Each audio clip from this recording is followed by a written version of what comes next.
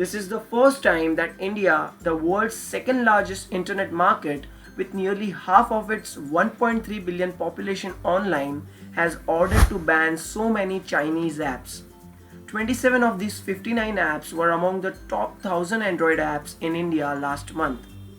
As Indian government also said that some of these apps were misusing users' data in an unauthorized manner and transmitting it to the servers which have locations outside India.